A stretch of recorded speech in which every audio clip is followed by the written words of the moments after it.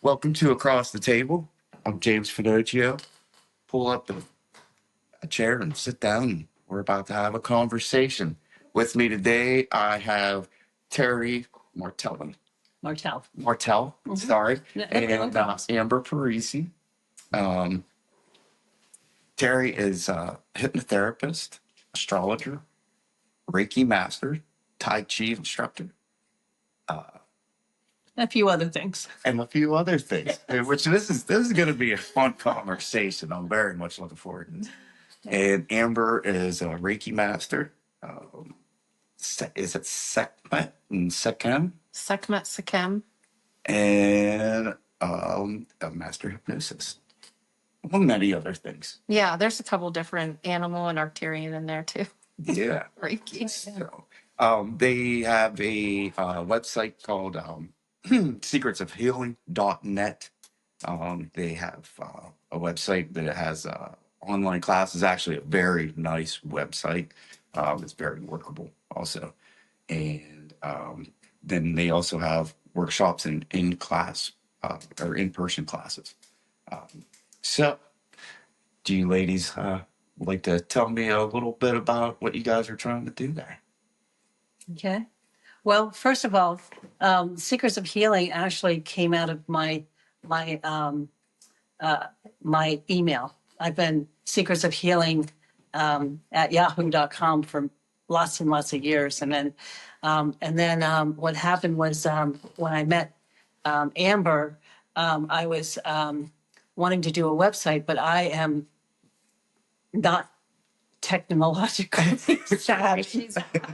It's like, I have not either.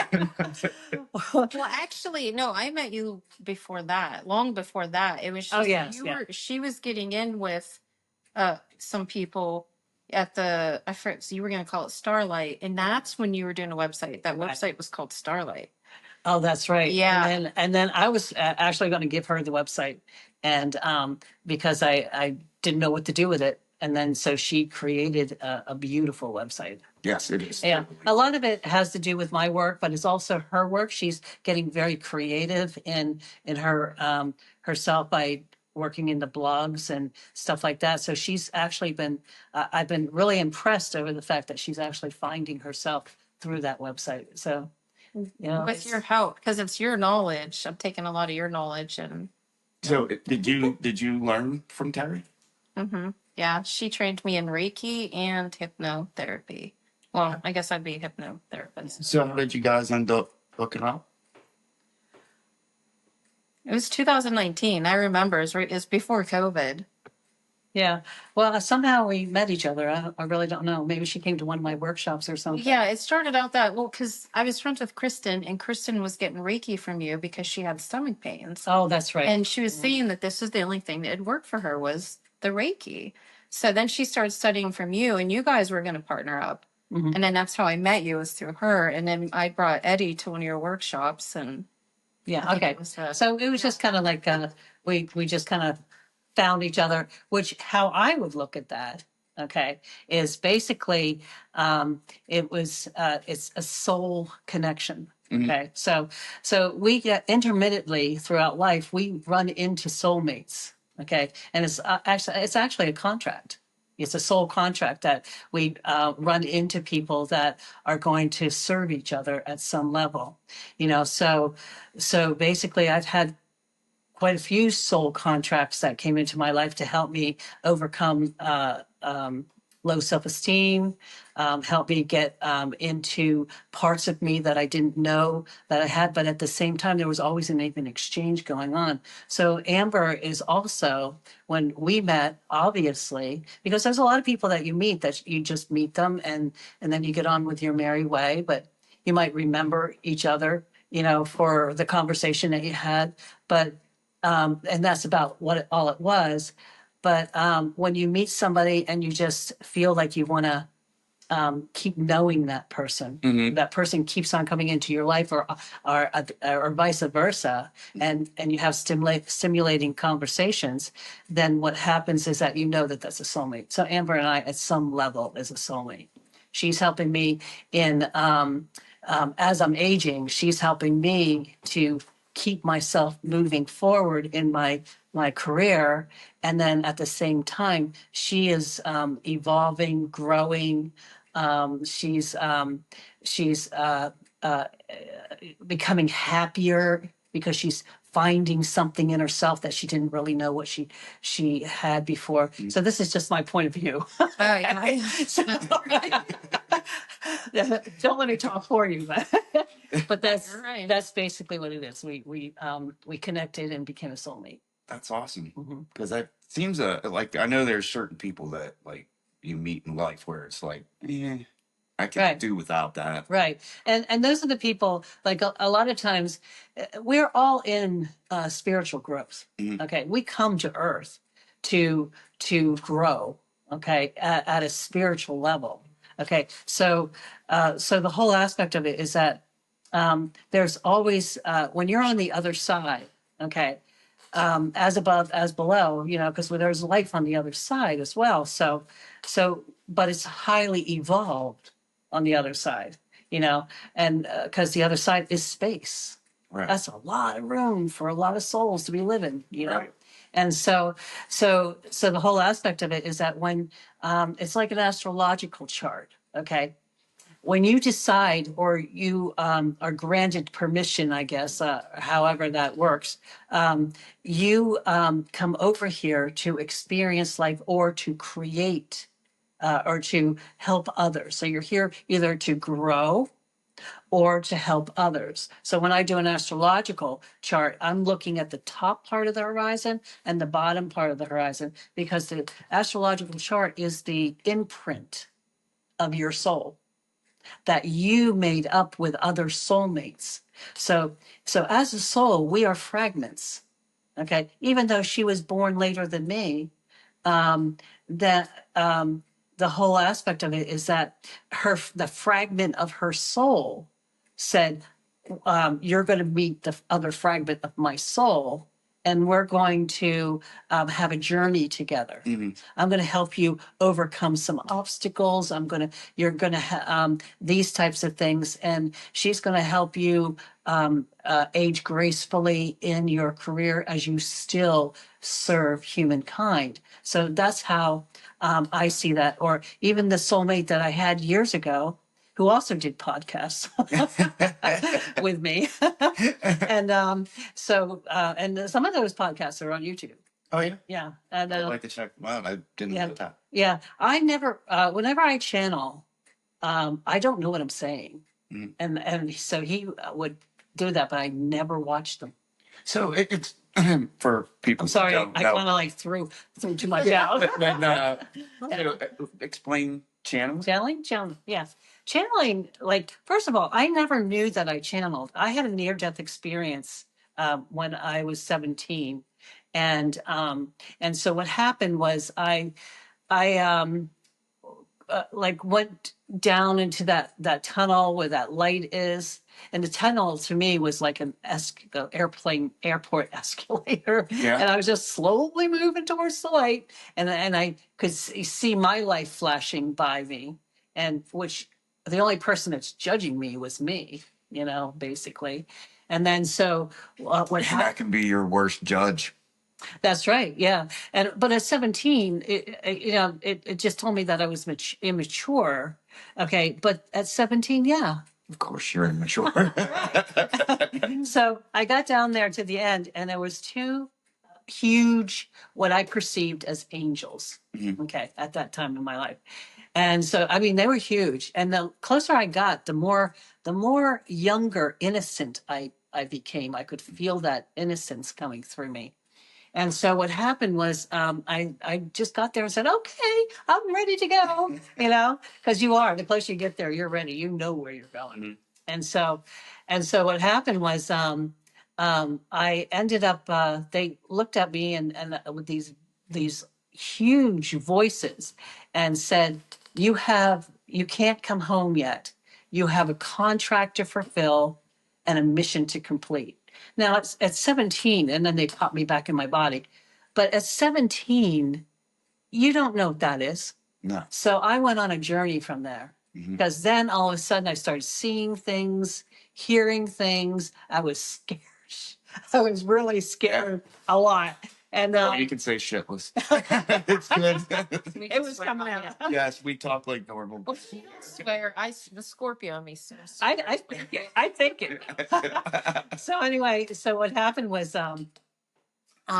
so when I came back, I kind of like, I could tell now in hindsight, I could see how my growth really was happening. There was a lot of, I came back with these extra sensory abilities, which we call the six senses. Okay. Like it's the sixth sense, and the sixth sense is your clairs. So it's basically your, the all-knowing, like clair essence, clair. It's kind of like an amplification of all your senses, and so I came back with being able to see things that I couldn't understand. I came back and I used to hide from it, like it was a little scary because I'm thinking I'm crazy. I'm sure, especially when you're 17 and none of this seems Right. normal to Yeah. anyone that's quote unquote normal. Right, right. And I've never been really normal. Especially, I was gonna say, you even said your family thought you were nuts. My mother thought I was schizophrenic. Did they try to medicate you? No, no. She would just say, like, if I told her that gnomes were crawling through my window and having a party in the room or something like that, she goes, "Oh, Terry, just go to sleep. It's your imagination." So it was kind of like that kind of thing. James And is after a while, you just kind of like, after a while, you just kind of just not say anything. Right. So basically, and plus I was still living the physical life, the life that I was raised in, like I'm I was born in the 50s, and so it was kind of like it was a whole different dynamics, Absolutely. and so the whole aspect of it is that I came in as a light worker and didn't know it, so my job, and of course, I felt, seeing dark things happen and experienced dark things, but what I recognize now after many, many years, it's not, it's only your own fear.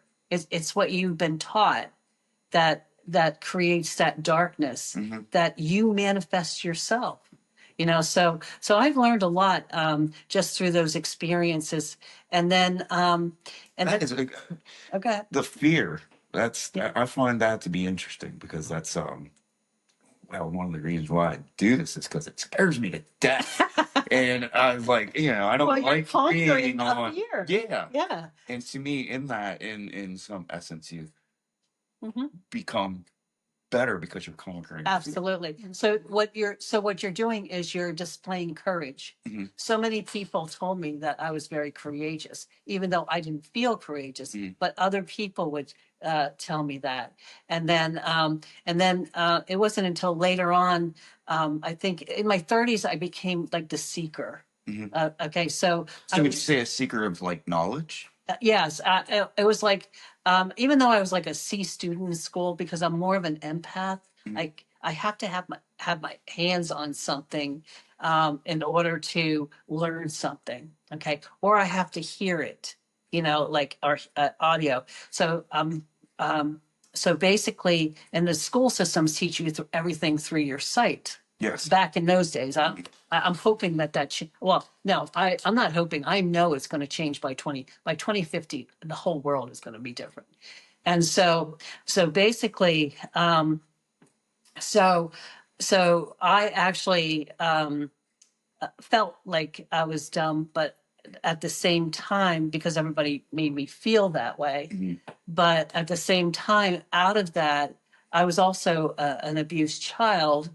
And so the first 20 years of my life was about abuse. And it was also about, and then by the time I was 17, I was a rape victim and strangled to death. And so I went through a lot of adversities in the first 20 years of my life, which made me say, screw this, I want it. And my mantra was, my God, life has got to be better than this. I have probably said that so many times in my in my younger years, and I finally, they showed me. So people started coming into my life that started showing me different things about myself. So the whole aspect of it is that I was fascinated with knowledge. Anybody, and I used to hang out with always older people, even when I was a kid. Yeah. I loved talking to older people or American Indians. I had I already know what you're about to say. I'm not going to say it. Kind of like my first boyfriend as a teenager was was a 40-year-old American Indian. But it wasn't a boyfriend. But no, he wasn't. But he was, in a way, he was a soulmate. Right. Came in to the 16-year-old girl, okay, at that time, and we would talk, and he would teach me things, and we would smoke pot together, really good stuff. But I'm not a pothead, and we would just I am. okay. Unabashedly. Okay. And so the whole aspect of it is that he taught me things about what the Indian spirituality and all kinds of things. And like I was like a puppy dog, because I was so fascinated in his history and things like that. And anybody who came into my life that had something different to talk about that had to do with history or had to do with something fascinating, I was drawn to it. So I was already following my path as I was trying to navigate through this volatile world, So actually, it wasn't until so those were my early formative type years that got me here, and then it wasn't until and I did a lot of traveling. Like I was a single mom. And I was kind of like a gypsy, I was out of the house by 17 or 18 years old or something like that. Gypsy. Yeah. And so I would at the time I was a waitress, and you can get a waitressing job anywhere. And I was always smart about money, kind of like I would save the I would say, oh, I want to go live in California. And then I would make sure that I saved enough money to get an apartment for the boys. I would make sure that that I had a job before I even got there. Every time that I traveled to a state, and I would live there a year or two, and then I'd say, "Oh, it's time for me to go again." And now this would have been like 60s, 70s? 70s. Yeah. Yeah, mostly through the 70s. Yeah. And then That's wow, I guess a waitressing job would have been like pretty standard for the woman at that point. Yeah, it was waitressing. And then I started, in the meantime, I was going to school, like I went to medical terminology school and learned a lot about medical things. And then I became a medical bill collector and, things like that. And I actually, everything came in, I noticed that everything came in synchronicity because my son was 10 years old at that time. And I just got a job as a medical bill collector as an executive. So I had immediate insurance, and he ended up with a brain tumor. So it was just kind of like you could see the synchronicity of how my adventures would unfold into something, I find synchronicity to be fascinating. I love synchronicity. Because it's almost like the affirmation that you're on the right path. Right path, yes. Well, I teach that in angel therapy. I was just, message from the angels. Yeah. So actually, did you get that in the website? The The workshop? second one, The first one, yeah. yeah, the first one's Yeah. in there. So- It's ready to go. Yeah. So they I do, because I'm so in tune to angels. So to get to that part, actually what happened after that, I became a seeker, and as I was traveling, I would meet people and people would teach me things. It was just automatic. It was like I was being guided, but I was still living in this volatile world at the same time, still trying to keep a roof over our head, food in our bellies, dealing with bosses who wanted to try to get you in bed all the time back in those days, and all of that stuff. And so coming back During that time period. yeah. And by the time I was about 32, I think, or 33, even maybe even before that, I started getting interested in like chakras and auras, things like that. So I kind of moved to Wisconsin. Okay. And there is where I became a Reiki master. And Who taught you that? it was a woman who actually, she actually was old school. And so she was like one of the students from one of Takata's, like there was grandmasters, like there was Yasui, Yarahashi. Yasui founded it. He Rediscovered it. Right. So is there like different factions of Reiki? Yes. Okay. Well, Yasui is the main one, but because he was the founder of Reiki, like he did what kind of like what Jesus did. He went on a mountain and meditated to figure out how Jesus healed. So he wanted to find out how Jesus healed, and then all of a sudden, after doing fasting and meditating for I guess 20 days it was, he finally got downloaded with a bunch of symbols, and whatever he did, and he opened up his own practice in Japan, and so it was kind of like word of mouth at that time. It was kind of like you came to his school or his place and you practiced Reiki on people. It was and then The 20s. yeah, probably around the 20s, yeah, 1900s or early 1900s. So what happened was he actually then Yahashi came in, who was from the military, and he became a grandmaster, and then Takata, she became she basically was living in Hawaii, and then she heard about that healing. I'm just kind of like simplifying it, because it is a big teaching. And so basically, so she went out there and got healed. Okay, and so like what was ailing her? what was ailing her? I think it was didn't have to do with her Stomach or something? Yeah. gallbladder. Was it the gallbladder? I don't remember. It's something to do with the stomach, I think it was. And she was very ill. And I think she got ill because maybe because of how her husband died. And you got to remember, this is way back in time when we didn't have medicine like we have today. Right. And so, and Takata, actually, when she finally died, she asked permission to bring it to the United States. Okay. And that's how it became Reiki. And so she trained 22 people before she died. And one of those students was my trainer's teacher.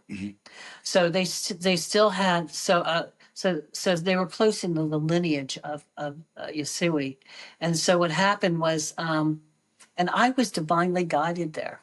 I was living here. I had a house on Pine Avenue in Altoona, and I was living here, and I kept on hearing this voice in the back of my head saying, "Move, move." And I'm sitting there like, "Well, what do you want me to move to?"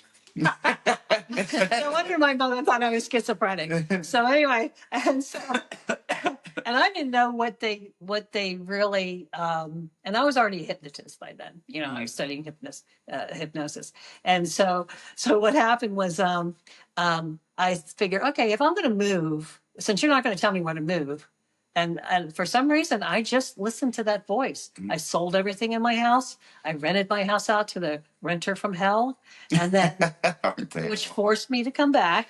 Okay, and then, but basically, so I ended up going towards Colorado because if I wanted to go anywhere, that's where I wanted to go. It's beautiful out there. Yeah, it is. I lived out there twice, and so basically, so what happened? I wouldn't live out there now, though; it's too congested.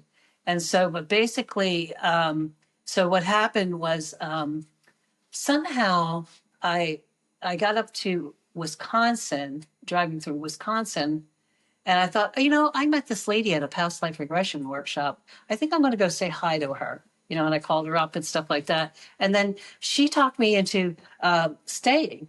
Okay. And so what I did was I found a Vietnamese family who actually had a room for rent. So I rented out the room, got a job working at Homestead, which homesteads all over the country. So, and then I turned around and I stayed there for about a year. And then I met this guy. I saw in their Ishmas or a workshop, and I called the guy up and I said, I just moved here and I don't have any money, but are you going to have this class again? Because it sounds really interesting. Okay. And so basically what happened was he said, oh, come anyway. And I love that because I would say the same thing. I've had so many giving people to me. I can't help but be giving myself. It's just it's almost like I say I give it out freely. Even though I do charge some money just to pay my bills and stuff like that. But the whole aspect of it is that I'm not like those the people that are charging like hundreds and hundreds of dollars to do what I'm capable of doing. Right. Right. So basically, so what happened was How you got Helen Borth. yeah, so what happened was he was a Reiki master, and he ended up having me come to his Reiki shares and stuff like that. And then I was already had, I think, Reiki. What is a Reiki share? A Reiki share is when Reiki practitioners and the outside or other people from the outside who aren't Reiki people are invited to come in and we practice on people. Like Reiki circles are kind of like getting together and talking about something that has to do with Reiki or energy healing or something like that. So does the expanded amount of energy do anything? Yeah, and you can with 4 people in somebody's body, it's like 15 minutes. Within 15 minutes, they get the Reiki that they need for the body to heal. Like an hour's Yeah, worth of. yeah, it's like an hour's worth of a Reiki one-on-one. Really? Yeah. Now, does that take from your energy reservoir when you're helping people with pain? Do you take in that energy? Well, Or do you? in the beginning, I did. Mhm. Okay, but I had to learn. Like I'm an experiential, so I learn by my own mistakes. Mhm. And of course, remember, I was trained by people that were old school. So some things were taught like protection and stuff like that. And so the whole thing is that because I'm an empath, and anybody who has trauma is an empath. And so basically, I would take on their illness. So when I worked with somebody who had cancer, I would get so tired, fatigued afterwards, and then I would just have to quit, or I just push my way through the day. And then it wasn't until really COVID. Okay, I ended up with COVID, and whenever I get sick, that's when my family from the other side comes to me, and it is fascinating. But it seems like they create that to happen, because what happens that when I get sick, when I had COVID, I actually thought at some point I got paralyzed. Okay. And there are times when they will paralyze me because they got to get a message through. And so they'll paralyze me. And then this big ball of light will come into my eyes, like my face. And then all of a sudden I'll get past that light and I'll see this beautiful, beautiful door. And I know that someday I'm going to walk through that door. Interesting. And so basically, so the door is like all like wrought iron with beautiful flowers embedded in it and stuff like that. And you can see the shadows behind it, but the door never opens. And so basically, wait for it too. Yeah. Yeah. So basically, so what happened was, I said, am I dying now? And I get this voice every time that they've done it to me, they say no. Okay. And it's a loud voice. And then I said, well, why am I sick or something like that? And they said, because you need the rest. And so whenever I get a flu now, or whenever I get sick, That puts me to rest. I realized that that's what it is. But they told me in that case, when I had COVID, they said that, I said, well, they said that I actually am not protected. And I asked them, how do I get protected? And so they showed me my chi ball because I'm a Tai Chi instructor. Mhm. And they just said, take your chi ball and clean yourself off after each client, and then to cleanse myself from the client's stuff. Mhm. Because I'm an empath that actually takes on their energy. So they come in feeling terrible and leave feeling great. Mhm. All my clients tell me that. Yeah, and she taught us in Reiki to wash with cold water, wash our hands with water to break the bond, Yeah. Interesting. the energy exchange. And Do you, there's different ways that you can protect do you yourself. also do a protection for yourself before you begin it? The thing is that I think most of the people from the 70s and maybe the 80s have learned like shamanism and ritualism, and I've never, I don't do ritualism. The closest I come to a ritualism is attuning people. Okay, but I see it differently than somebody who is dancing around somebody or doing sage and stuff like that. Plus, I don't buy into negative energy. Mhm. Like I used to, okay, but I don't. I always becoming a hypnotist or becoming the channel is where I learned this. Is that every soul on earth goes through traumas. Mhm. It's traumatic just to be born.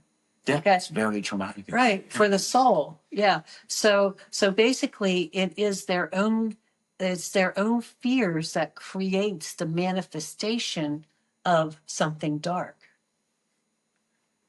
I truly believe that. But you work with the angels. You call in Archangel Michael, and he's I do. protection. I do. The only reason I do that is because I channeled them. So because I know they're real. Mhm. Okay. And so the reason that I do that is because because the angels, I used to go ghost busting when I first got started into this channeling. And I used to try to help them to move on. And then one time I lost a tooth Mhm. over it. And I said, that's it. I had enough of that. And then all of a sudden the angels came in and the angels said to me that that you will be our messenger. Okay. And so basically I started channeling the angels. So I channeled and whoever wanted to come in. Okay. And then Interesting. yeah, so whoever wanted to come in, because they were teaching me. Mhm. It wasn't me just going out there and learning all this stuff. It was they were teaching me. So the thing is that I got to understand, and then I started researching, things like what angels were all about and stuff like that. Because back in my day, we didn't have YouTube. Right. Okay. And so basically, once I started learning more and meeting other people and stuff like that, I started putting it all together. Mhm. So yeah, when I do the archangels and stuff like that, I have that awareness that Archangel Raphael is the healer. Even in Catholicism, they are aware of that type of energy. Mhm. So Yes, they are. yeah, and so and I'm not a religious person. I wasn't raised in religion, Mhm. but I seem to know who Jesus is. I have vivid dreams of being in his life. She's channeled him before. Yeah, Really? yeah, and also the archangels. I've channeled angels and even the elementals. Mhm. Like I would sit at a river, and one time with my sister-in-law, and I said, there's in that brook, like it was a little brook. Mhm. And I'm sitting there, like you can see them dancing around in there. And so and then I said, would you like me to tell you what they're all about?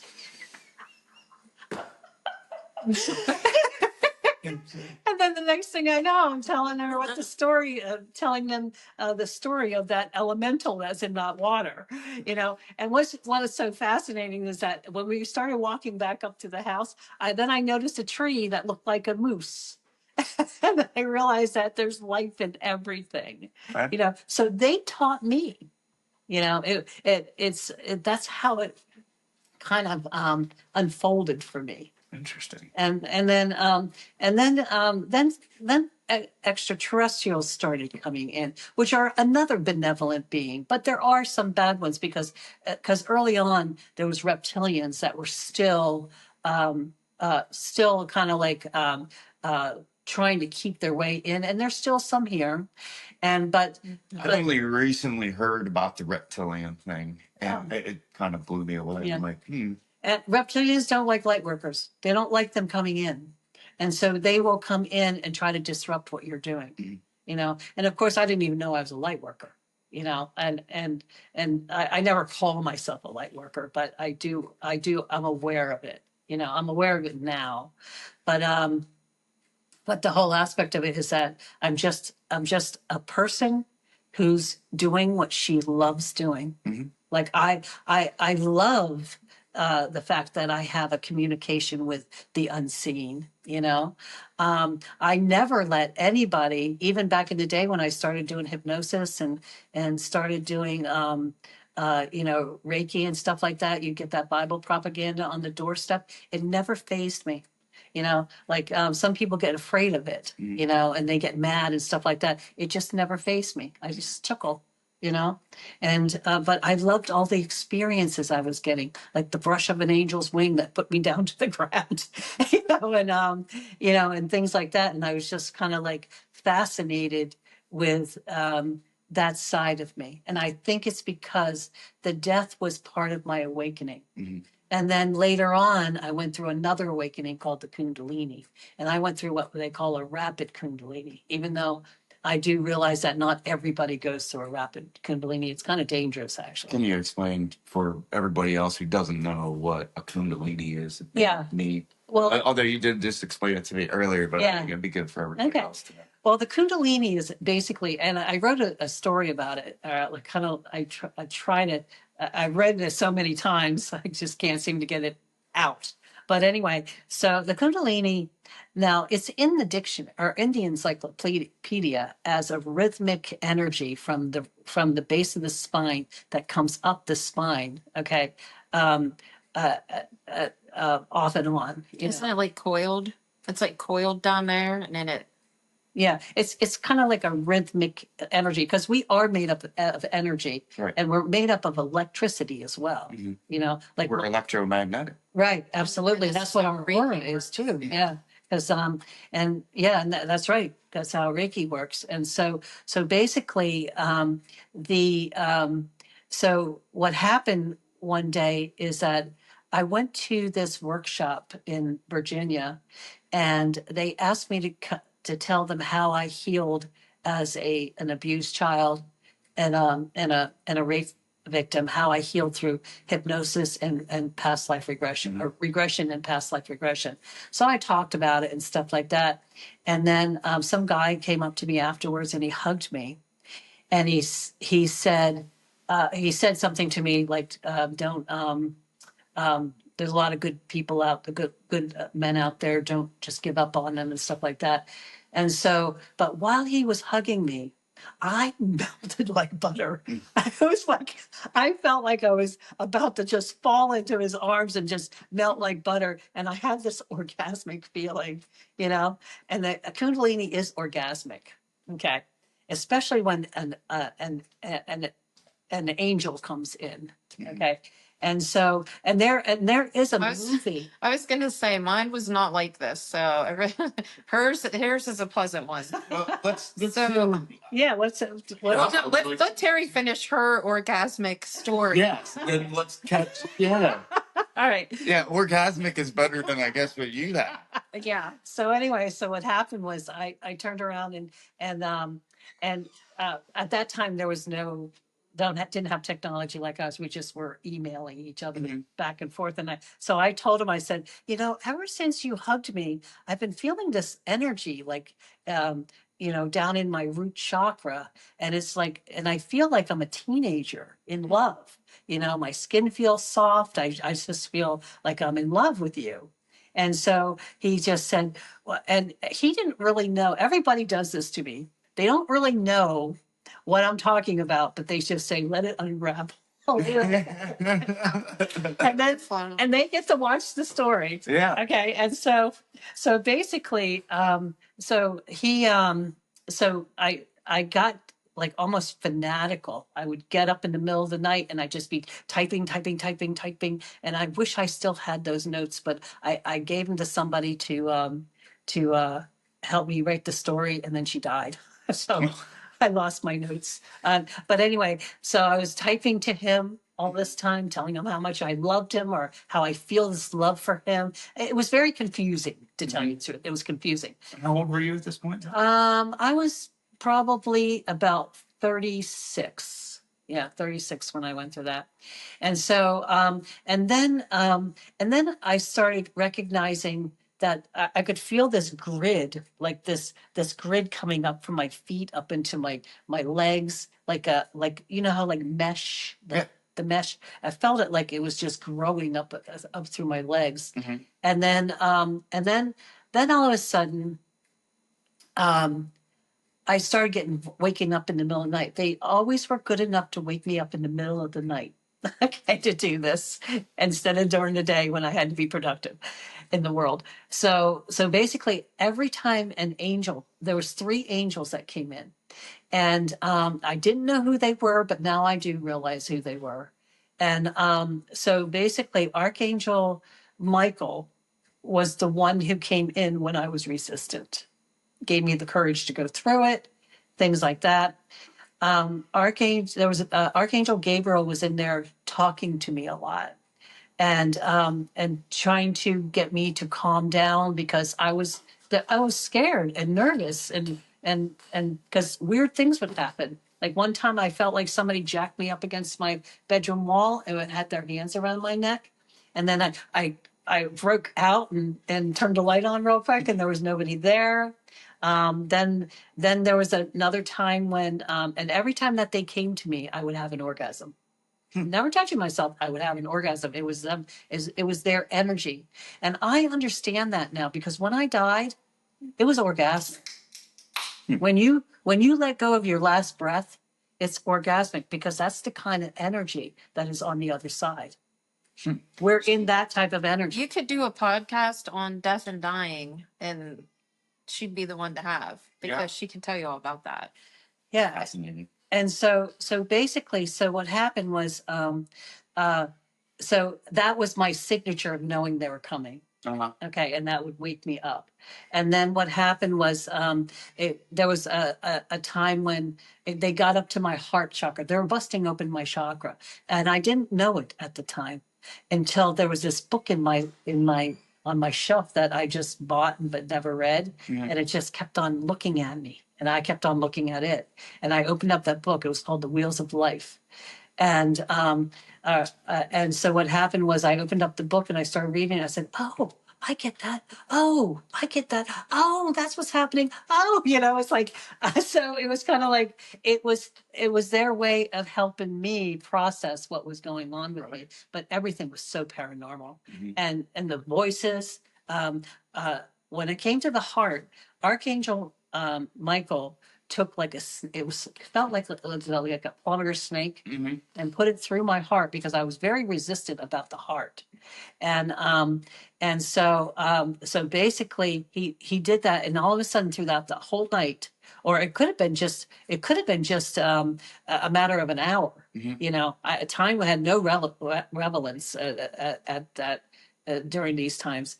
And so this what happened was I witnessed every one of my past lives, like bam, bam, bam, bam, bam, bam, bam, bam, bam, bam, bam, bam, until the very last one where I was thrown off of a pyramid, or I fell or got thrown off of a pyramid and broke every bone in my body, which makes me understand that that's why I had severe scoliosis, and because I had a broken spine.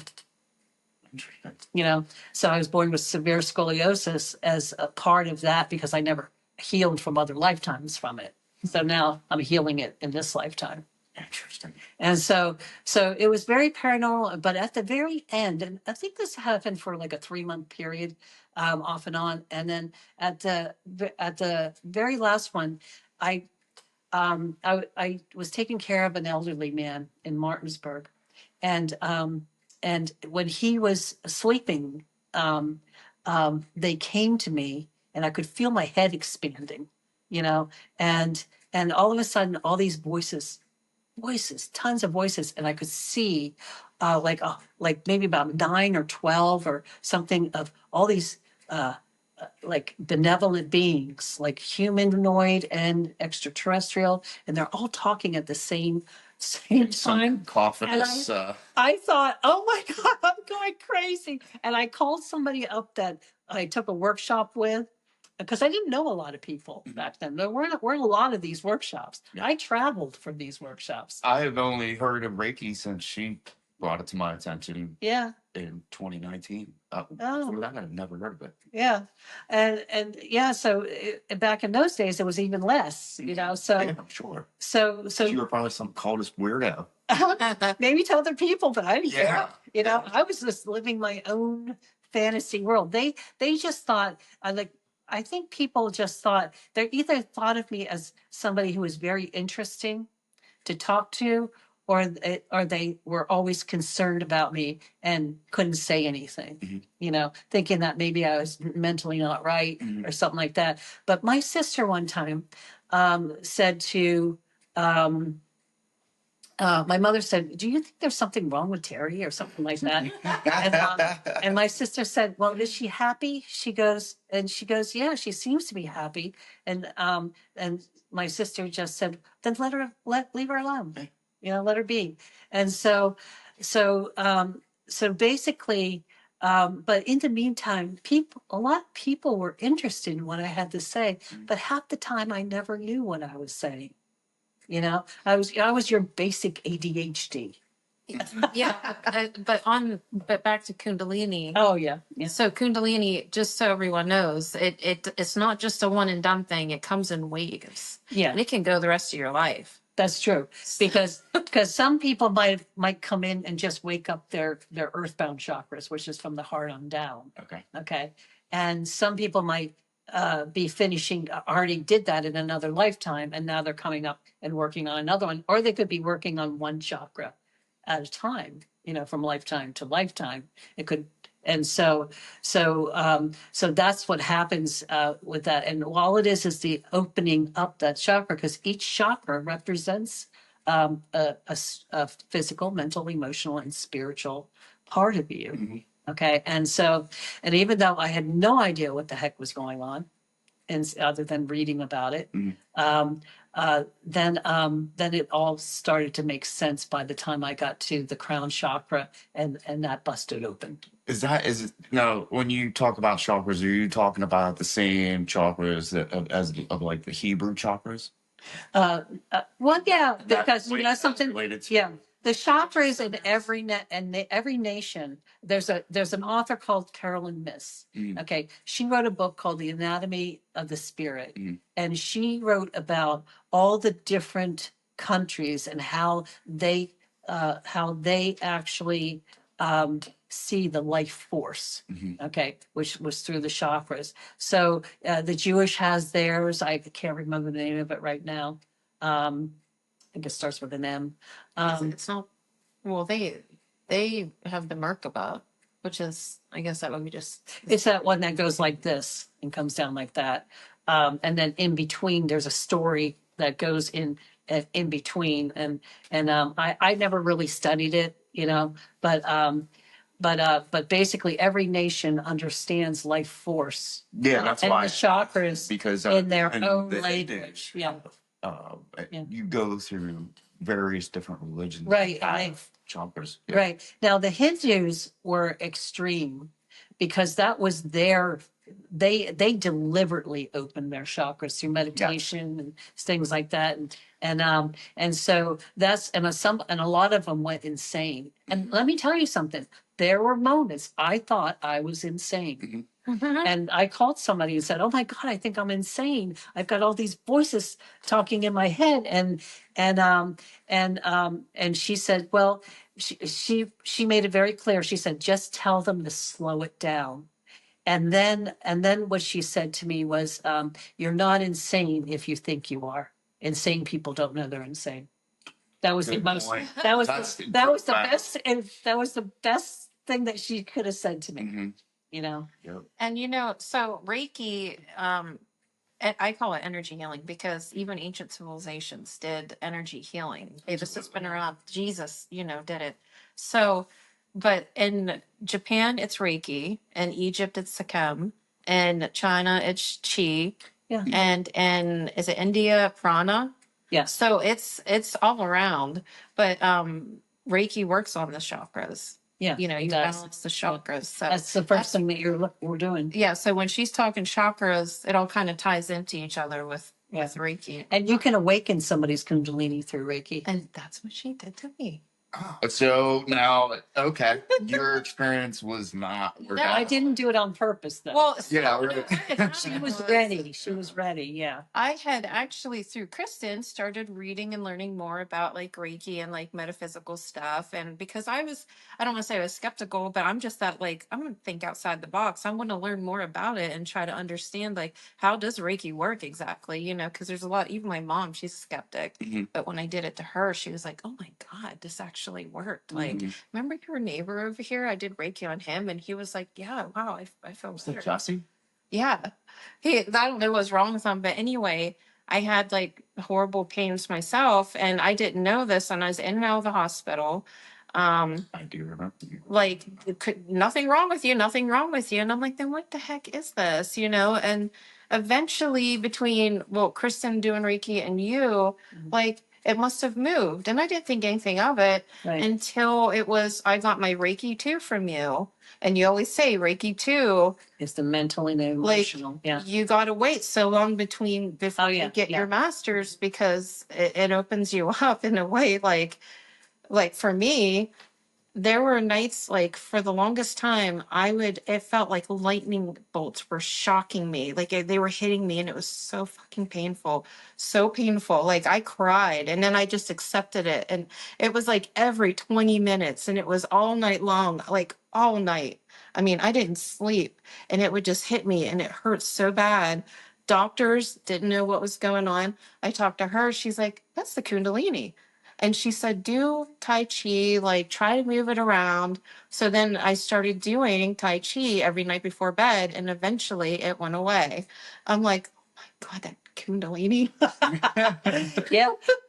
But it opened her, it opened her up, from that fear-based world that she was living in. Okay. Just like it opened me up from the fear-based world that I was living in into this world that was fascinating and love-based.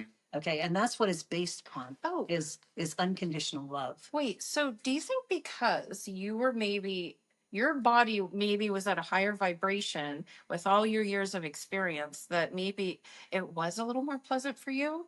And like my body was still kind of like 3D. That wasn't pleasant. Oh, well, you're saying about having orgasms. Well, no, that was just their message that they were coming in. Everything else was like psychologically out of control. Oh, like okay, mine is physical. But it was helping me with my mental mind. Okay, because basically being an abused child and going through all the traumas that I went through, I had to overcome those traumas, and that's what it was doing. It was make me face them. Okay, and then in your case, it might have been something else. So everybody's different. So basically, when and there's some people that I do Reiki on, they just come in because it makes them feel good. Okay, it makes them be able to reset their button so that they can go for the next month, and then they come back again another month. Like I've got clients that come to me for years that just want that reset button because it just seems to help them to move forward in life, and that's all it is for them. Is that tied into? I know you referred to resistance, and I've been thinking about resistance, and every time you're trying to do something, you meet resistance. Is that self-inflicted resistance? Is it resistance that you're resisting it? Yes. Yes, that's just because we're programmed to be a certain way. Okay, so think about this: from the ages of 0 to 13, your ego is being developed by their surroundings through your five senses. You don't learn from words; you learn from experiences, and you learn from through your five senses. Right. Okay, and so basically, words is man-made; it's made up. Okay. And so basically, so your ego is developed. So whatever is going on in your life through your five senses, okay, you were developing as a real thing. Okay. You developed your ego. Okay. So basically the ego, thinks it's a real entity. Yes. Yes. Right. And so, because basically first and foremost, we are a soul. We never die. Okay. So we are a soul. And so, and the soul comes to experience life through a human form. How would you Any def- form, how any would you form. define soul? Soul? Okay. Soul is an energetic body. Okay. Okay. That is a fragmentation of energy and through imagination or experiences can develop itself. Interesting. Okay. So basically, The ego resists. the ego resists it. Okay. Well, it doesn't, it resists. Let me tell that story. Okay. So basically, you have these parts of you. Yeah. First and foremost, it's the soul. The soul comes in and experiences life, okay, through a form, okay. Then what happens is that it also brings in its best friend, which is the spirit, okay. And the spirit, and after David Hawkins, I realized that he discovered that every chemical makeup in a star is the same thing in a human being. Yes. Okay. So the thing is that, and then all of a sudden it was like, it flashed in my mind that a star is how a soul is born. Interesting. Yeah. And so the thing is that, so Well, energy cannot be created or destroyed. no, And so that's why I've always felt that the thing that people call a soul is just energy, because when your physical form dies, Right. Yeah. you simply release the energy back right. to the universe. But souls love to experience, yeah, they wait in line for that. Yeah. So basically, so because the soul gets to evolve. Okay. So it gets to go home and say, oh my God, I was a murderer.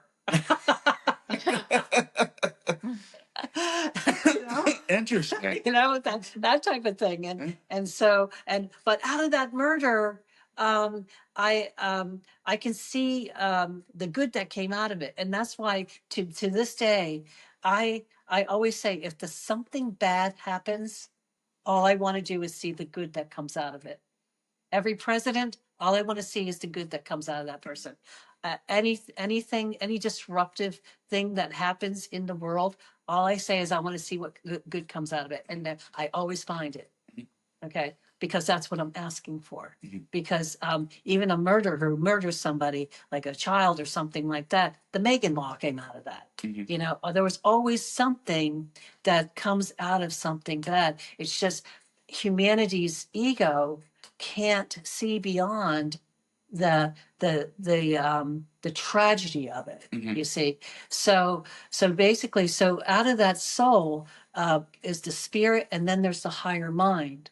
Okay.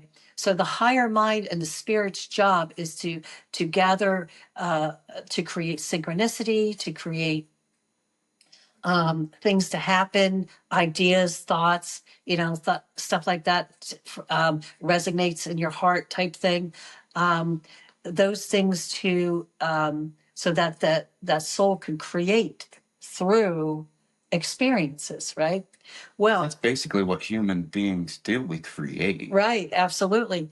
And so over here, the ego is only developed from being human. Mm-hmm. Yeah. Okay, There's so other dimensions. so everything that it experiences on Earth, through the five senses, it developed that ego, and so whatever was going on in the first 13 years of your life, through your emotions, is what you are playing out and trying um, to become a better soul being living on Earth. So even so, like look at it this way: when you're confused, Mm-hmm. okay, like, oh my God, I just don't know what to do, that type of thing. And I can't figure out, I know I should be doing this, but I'm doing that. I keep on doing this. That is the ego and the higher mind having a battle. I used to say it was the devil and the angel on your shoulder. Oh. But basically, it really is the higher mind and the ego having a battle. And so what I say, higher mind, get louder. Yeah, so explain to everybody how that sounds. Like, because isn't the ego's loud and like it's more in the front? It's all in the head. Like in all the front, but if you hear a softer voice coming in from the back, that's your higher mind. It's you can Yeah. hear that voice, that soft voice, and like I always hear it back here. Mhm. Okay, and then but it also you can also feel it in your heart too. So That makes sense. yeah, so if you get an idea in your head and it resonates, oh wow, that sounds just like with you and your podcast. Okay, you feel driven, you feel excited about it and stuff like that. Even though My you're ego not sure was resisting it because I'm scared to death. right, To because you put out content or things Yeah. because you well, don't it know could what be people are ridiculed. going to. You're right. What are they gonna say? People are gonna leave nasty. So this is comments. my message. Who cares? Yeah, I don't. Okay, because the whole aspect of it is that there's people out there that are going to say, "Oh, that was really cool," and then there's going to be people out there that are your naysayers. Mhm. Okay, but I would only be listening to the people that are saying good things about me. Yeah. You know, Right. and I used to be that way though. I used to be upset when somebody would say something negative about me. But then, as I was growing out of my ego's power, Mhm. okay, and becoming that spiritual being, living a human experience, okay, I rose out of that fear and I stopped attracting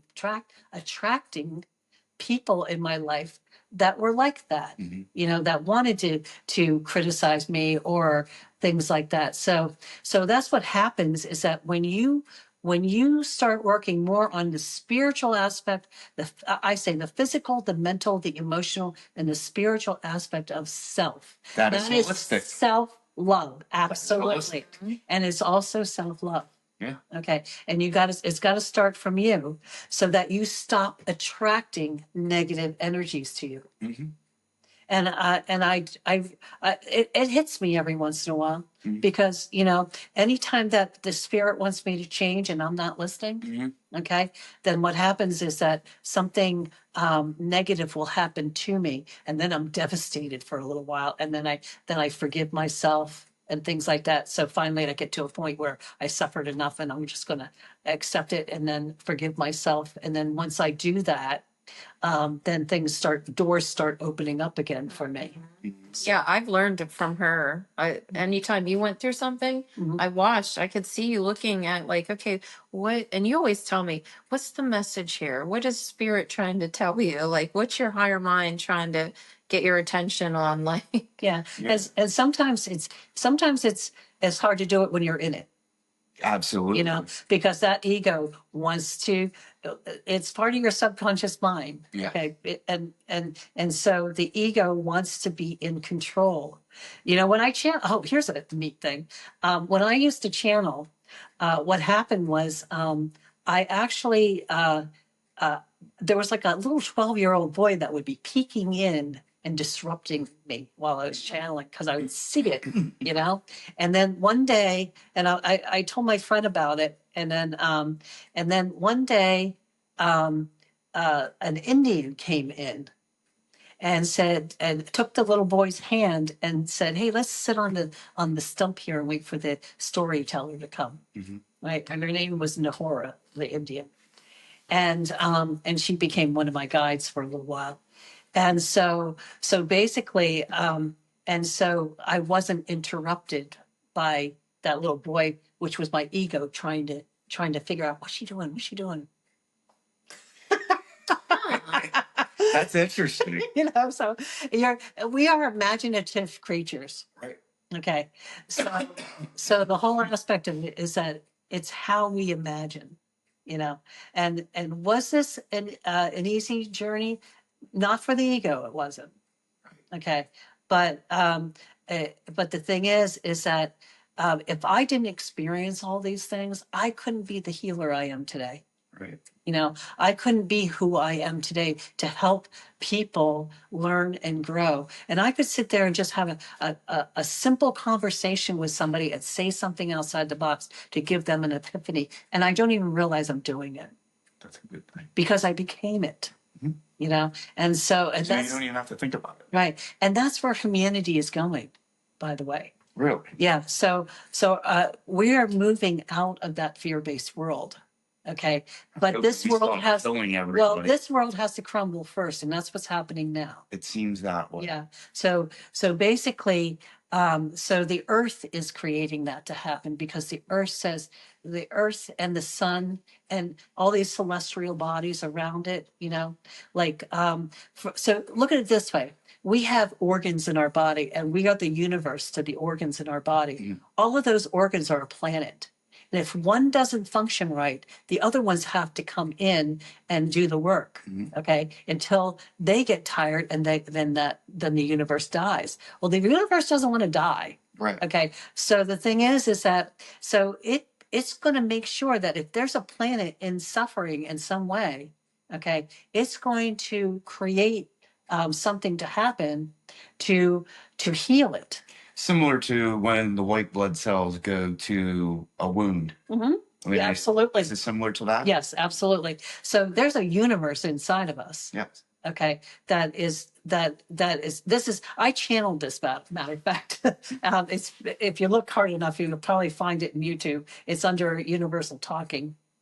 And so basically, I channeled on how the earth, I said something about if somebody turned around and put needles in you and started drawing out your blood, what would you do?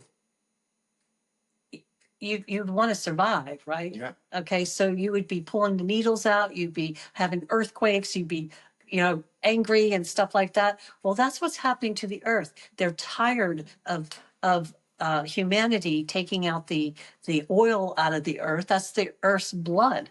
Okay. And so, and then they turn around and frack, they're drying up the earth, making it an old man. Okay. Or an old woman. And so the whole aspect of it is that it's fun and it's having wars and all kinds of different things that are hurting her, it's like punch, and so finally, she at this point, since the Mayan calendar, everything has been that 26-year cycle is turning into a feminine world. So this world has to destroy. So instead of creating a flood or creating a fire or creating something to eradicate the crust of the earth and just save some of the species, what it's doing is it's helping it's creating humanity. So what they're doing is how like we went from this plan was going on for a while. So they went from like the great they named the generations. Okay. So it went from the great generation to the baby boomers to the Gen X to the millennial and then Gen Z. And now we got the alphas. Yes. Okay. So each one of them, if you took a look at the generation itself, it's actually that generation had started breaking down the system. Mhm. Okay, they didn't know they were doing it. Some of them were extraterrestrial, some of them are angels that have come into human form. Okay, with that plan, that agenda, just like I have a mission to complete, a contract to fulfill, and a mission to complete. Okay, because I came in here not knowing at the time, okay, of that I was going to help people wake up. Okay, and so the whole Definitely believe there's a radical awakening going on. right, that's every time there's a disaster, there's going to be a radical awakening, even in the other countries. If you take a look, the other countries are so fascinated about what's going on in the United States that there's not a lot going on over there like before, you know. And so people are paying attention, but they're all awakening. And so whenever there is like negative energy, okay, a lot of times you'll get your tsunamis. Now, this is what I experienced. I channeled this as well. Remember what was that hurricane that came in down in New Orleans? Katrina, right. Okay, when Katrina came in, the very first understanding, the channel that came in told me that it was like this. Katrina came in to eradicate the darkness that was on in New Orleans, so New Orleans would start thinking differently. And so it was kind of like it went like this, and it was cleaning off a cold sore. Okay, and so that's what they showed me. So it's kind of like, to the people there. I mean, they're to hear this, they're probably going to say what, but the whole aspect of it, there was a lot of voodooism, witchcraft, murders, crime, like crazy, in New Orleans. And so it was low energy. So the earth attacked it.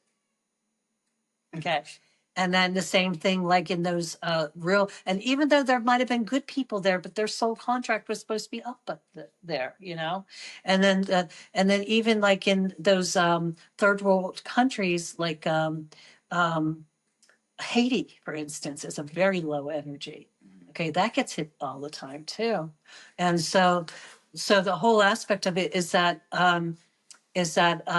some again, what good is going to come out of this? And so people change. Usually after a disaster, you see them piling into the church, or they're awakening into their spirituality. And right now they're awakening into their spirituality more so than the churches, because the churches are starting to close down. And so people are looking for something bigger, but it really is all within themselves. The whole idea is to learn how to bring the spirit out and shine. And that's what we're going to end up being. We're going to be celestial bodies in a form, and we're going to shine. And that's the way Jesus was. And I was going to say, a lot of people don't even know they're awakening. They just think they're crazy because they don't know this stuff, So there's probably someone out there watching this. It's like, wait. Or they feared it. Fear it, or they're embarrassed or whatever. Because there's been a few people that I've trained in Reiki, that went back to religion, or they fear the way they feel, because they still have so much stuff going on. I find it very wild that a recent study has found that a lot of Gen Z is headed back to church. A lot of the Gen Zs are in anxiety. They're very sensitive beings. Okay. And they, and if you'll notice that most of the Gen Zs are not having children. Yes. Okay. And they either have peace. Your granddaughter and my oldest, right? Right. They're Gen Zs. Okay. Yeah. And that makes sense. my son's Gen Z. Yeah. He's like the end of Gen Z. Yeah. And so he's a young one, I feel like. Yeah, and so a lot of those Gen Zs, there was a lot of them that took their own lives too, because they just couldn't handle the ugliness of it. But then you've got those Gen Zs who have anxiety. They don't know how to interrelate like we do, getting together as people, playing a game, or and stuff like that. They've been raised with this here. They don't understand how it benefits them to have human interaction. Right. So basically, I go through this with my granddaughter, but my granddaughter does very well, and a lot of the Gen Zs are career oriented. Yes. Okay. So for instance, she's a firefighter. She's in school right now for EMT. She's in nursing school. And so she can relate in that circle there. Okay. But when I say, well, why don't you go out with one of your work friends? She goes, Gamby, they are my work friends. I'm sitting there like, okay. And so basically, the whole aspect of it is that these kids, some people say that we just enable them, but it's not really that. It's just my granddaughter, I would not be doing what I'm doing for her. Okay. If she was not in college, if she was not working, I make her work, at least part-time to pay for her own car and her car insurance and stuff like that. But it's just socially, she can't get a boyfriend. And when she was getting a boyfriend, she calls it the hookup age. I'm sitting there like, what the hell is a hookup age? They're just fucking. Yeah, that's it. And but then she's hurt because she wants to have connection. Right. She wants it, but she doesn't know how to get it. And so the whole aspect of it is that, but she gets a lot of joy out of work. She loves the fire department, so I have a feeling she might end up being a paramedic. And so at some level in her life. So the whole aspect of it, but think about what that's all about though. The world is crumbling. You're going to need that. Okay, so a lot of these Gen Zs are getting into careers that are going to change the world. Okay, and some of the Gen Zs are already out there dredging up the ocean with robots that they've made of plastic and cleaning up. So most of the Gen Zs are either going to be a technology or into tech, or they're going to be for the earth. Like humanitarian and stuff. Right. Right. And so it's either or, but all of them are very tech, when it comes to those phones and stuff like that. It takes me an hour and they can do it in 2 minutes. Yeah. And so I can relate. So the whole aspect of it is so these Gen Zs are actually are cleaning up the mess. Okay. That's good. And so by 2050, I would imagine by 2050, and I tell everybody, and I don't know why I tell everybody, because I do believe that there's a lot more that's going to happen, especially in the United States. It's time, And so I saw a map a long time ago made from NASA that was predicted that something's going to happen in the United States that's going to divide the United States in half through the Mississippi River. Okay. And I can almost see that. And so with these disasters that are occurring now that are escalating. Yes. Okay. What's going to happen is that it's all part of destroying everything that we've built up in the last 26,000 years of war-like energy. Okay. The buildings have to come down. Everything has to crumble, including those powers to be up there that are so wealthy, that they're just manipulating mankind. Okay. And so everything will crumble. Even now, I hope any religious that hears this, doesn't get freaked out, but even religion will crumble and will be part of the history books. So it'll all be the institutions that it'll be spirituality that we live by, philosophy, things like that. And so it's already starting. Yeah. Do you guys think that the AI could perhaps be this catalyst towards, because I don't believe that we are meant to be here and just work and pay bills. It doesn't make sense. That was the old dynamic. That was the masculine dynamic of the last 26,000 years. Taxes, if you go back in history, look how it began. And then now what's going to happen is that we're in the feminine age. And so instead of destroying the earth, they're coming in, like higher beings are coming in, like extraterrestrials, into human form. Excuse me, angels, benevolent beings are coming in. And you'll notice that these alpha kids, like by the time they're 4 or 5 years old, are having an intelligent conversation with you, and so what's going to happen is that everything is going to change.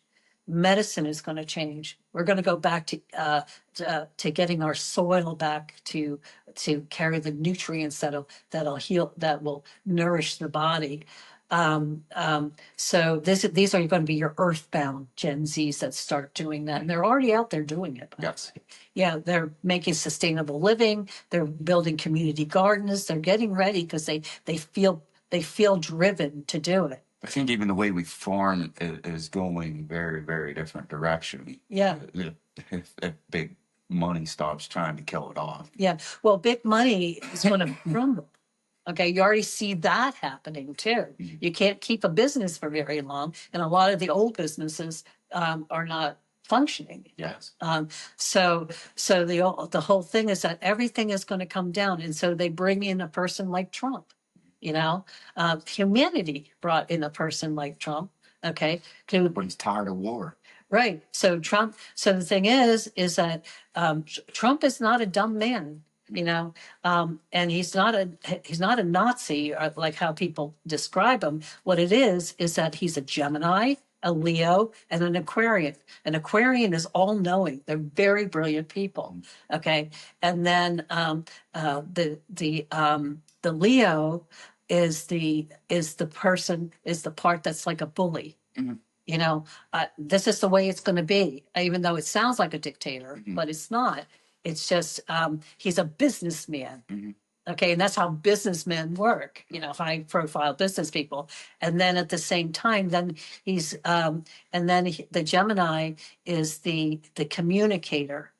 Now, the thing is that even him bombing Iran or Iraq or where they went, okay, he was talking to them first so that he could get his people away from that place, because he said, I want that shut down. Okay, and if you don't, we're going to do this. So that way Iran had the opportunity for like over a week, maybe a month, to keep anybody and from getting hurt, knowing that United States was going to do that. And they called us and said they're sending over rockets, get your people out of there. But right. So I was very fascinated how that all went down. I've never seen anything like that. And the thing is that if you really look at it, instead of listening to all the naysayers and the Democratic ran. Yeah, if you stop looking at all the crazy stuff. Now people are using AI for that, so a lot of that crazy stuff, But if you would just slow down for a moment and realize that we are in change, and there's nothing that we can do about it because Earth wants it that way. Earth wants it that way. And so all you are is a cell to the Earth. If you can't keep your light up on this Earth, okay, that eventually you're going to have to go back home. Okay, because the thing is that you have to shine in order to survive and to help the Earth. All the white blood cells that come to our body to try to heal a wounded area of your body is what we are becoming. Okay, to the Earth. We are light bodies that are coming in.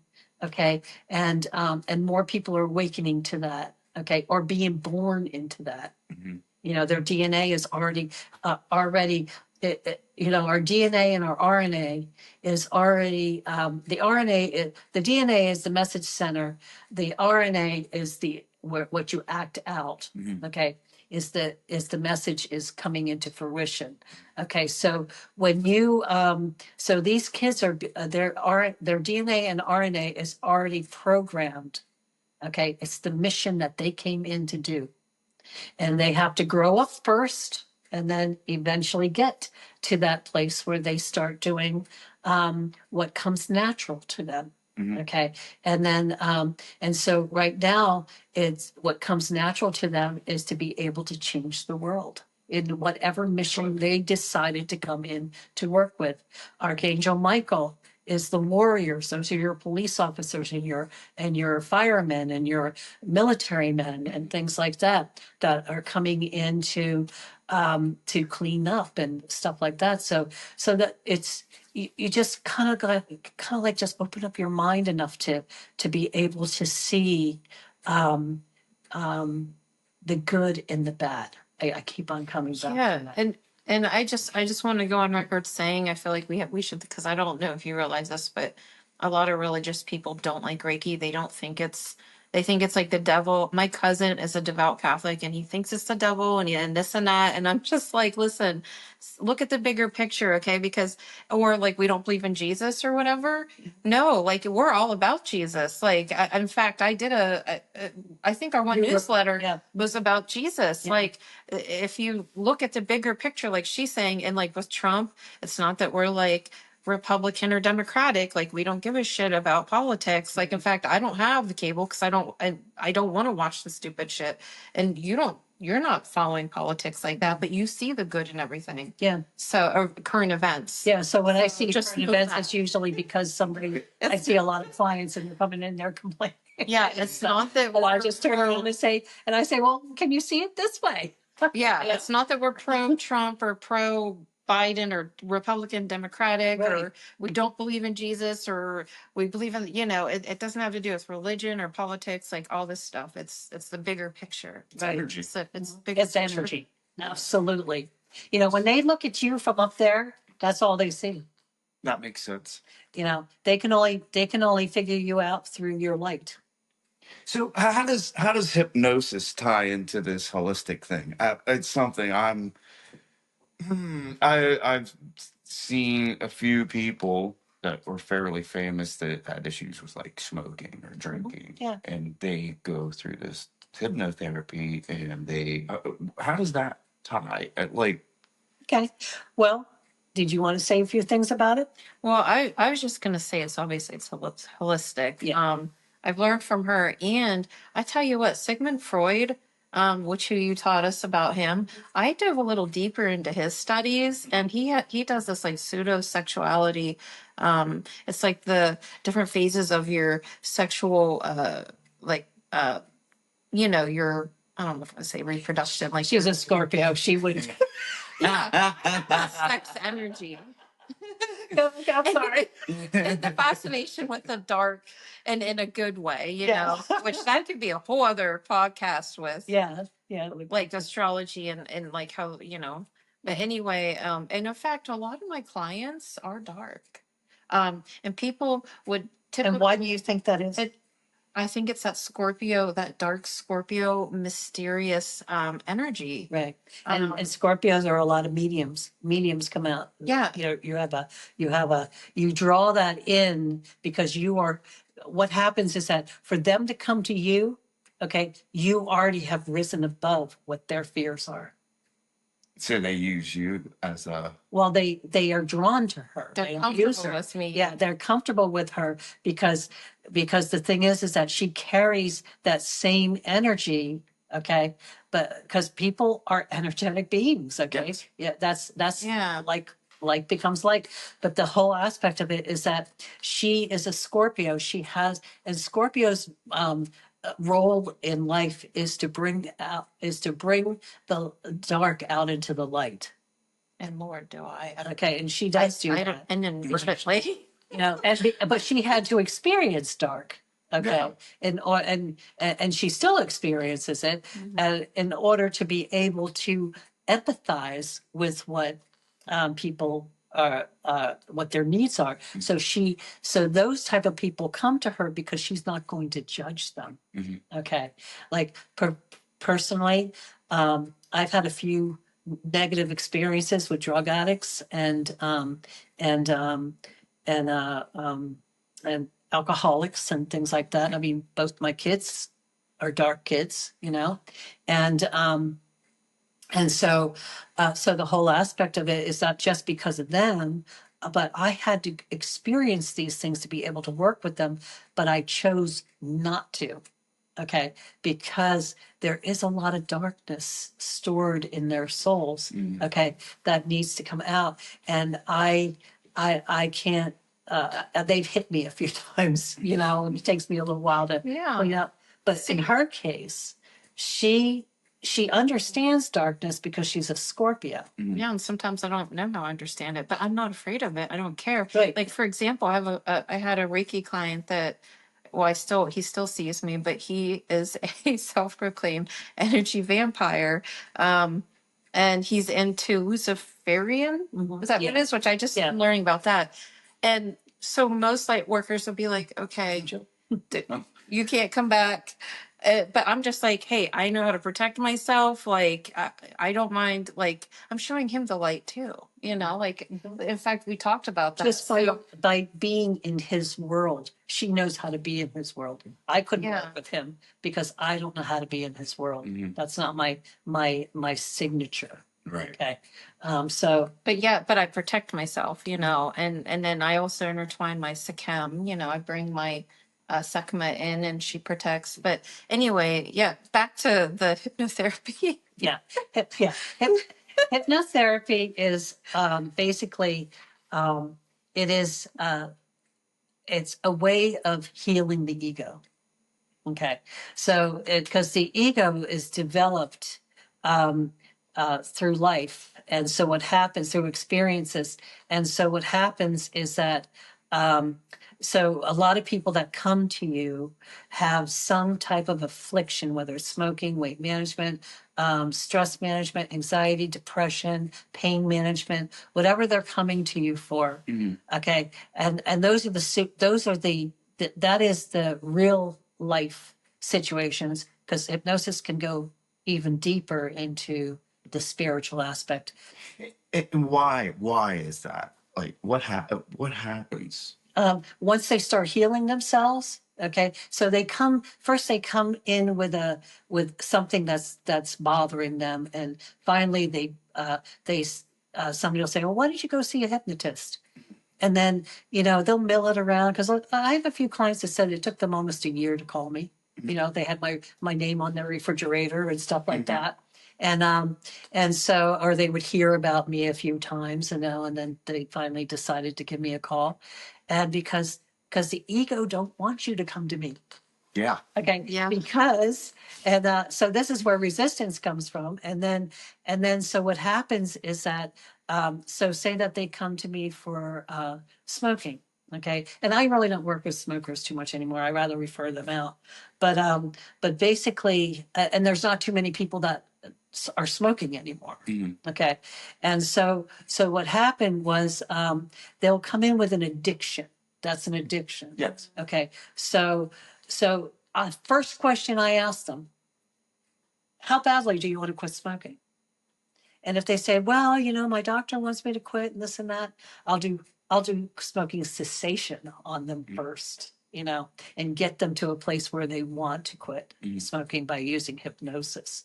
Okay. And that could take longer for that. But if they said, I'm so sick of smoking, I'm only smoking about 5 cigarettes, but I just can't let them go, this and that. And it's just really disrupting my life, and my grandchildren don't want to be around me, and this and that. Okay, that person will quit smoking because they have a desire to quit. Okay, and all I have to do is hypnotize them to and get them into that hypnotic state of mind to bypass the ego. I was just going to say, when you look at it scientifically, or when you look at studies, the hypnotist or hypnotherapist is putting that person into a state of mind that bypasses the ego. It puts them in the theta, the alpha, and theta. theta, Yeah. state of mind, which is where they can take in suggestions. Mhm. Yeah. So if you're in a relaxed state of mind and body, so say that you're just starting to fall asleep at night and you're in that la la land, and you can hear the cars driving by or dripping in the faucet or whatever the case may be, but you just don't care because you feel so good. You are in hypnosis. Hypnosis is really self-hypnosis. You can do it yourself. So right now, because these conversations are fascinating you so much, you're in what we call a hypnoid. You are already in hypnosis. Really? Yes. And so think of a stage hypnotist. He's got all these people up on stage, right? And he's doing his thing and he's getting he's kind of like weaning out the ones that aren't taking the suggestions. And he's down from 20 people down to like maybe 3 people that are clucking like chickens and barking like dogs. And guess what? The crowd out there is hypnotized. They didn't even realize that all of a sudden there's only 3 people on the stage because they're laughing and they're hypnotized by just being in that moment, that present moment. And you're in your present moment when you are hypnotized. So what happens is that every experience that happens to you goes into the subconscious mind, and the subconscious mind is like this big gigantic computer box, or it's filing cabinets, however you want to look at it. And so every experience, so say that and this I happened. actually learned that through reading Dianetics. I was going to say that. I was just going to say this. And the water dripping, that was another thing that gave me like the Dianetics. Like, I don't prescribe to Scientology. Scientology. Because that's where, Dianetics started from. But my friend Eddie had gone to a convention they had, just, curious about it. They wanted him to speak. They wanted to hire him to stay there. He brought me back like all their CDs and everything on the dietetics. And I was like, I just want to, I'm just curious about it. And I could totally see that aspect of things, because a lot of people look at it like it's a cult, which I feel like that they're hypnotizing people, and maybe they are being a little aggressive with it on the Scientology part, but there's something to it with the what we're talking about, the hypnosis and dietetics. Because it shows, like, for an example, a lady getting beat by her husband so bad that it knocks her out, and she could hear a motorcycle go by, and then she hears like a dog barking. And then later on in life, once she heals from her wounds, she'll be washing the dishes and a motorcycle will go by, and all of a sudden she jerks, like, she doesn't know why. Yes. Yeah. So it's and that's where hypnosis can help her find that energy and then heal it. Interesting. So when you're in like I know I got shot. Like I at some point blacked out. Is it like in that state that you are more open to things like that? Absolutely. Yeah. Yeah, and because what it does is it takes you from the alpha state of mind, which is daydreaming. That's a form of hypnosis, which you can do on your own through meditation. And then there is the theta state of mind, where you can hear me, but you can't hear me.